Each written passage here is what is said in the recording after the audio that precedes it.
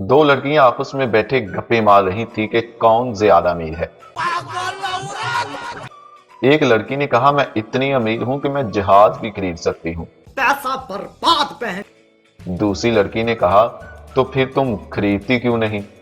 पहली लड़की ने कहा, वो इसलिए कि अगर मैं जहाज खरीद लूं तो फिर रिश्तेदार कहेंगे, लो जी घर के ऊपर से गुजर गई और सलाम भी नहीं किया। एक लड़का रात के वक्त कब्रिस्तान में से गुजर रहा था कि अचानक उसके साथ एक खूबसूरत लड़की भी चलना शुरू हो गई। लड़का हैरान हुआ कि इतनी रात गई, इतनी खूबसूरत लड़की अचानक चलते हुए यहाँ कैसे आई। लड़का और लड़की आपस में बातें करना शुरू कर देते हैं। ये फंस गया। लड़की ने कहा, क्या मैं तुमको एक चीज दिखाऊं? लड़के ने खुश होते कहा, आप दो ना। हाँ। लड़की ने कहा, ये वो कब्र है जहां पर मुझे दफनाया गया था।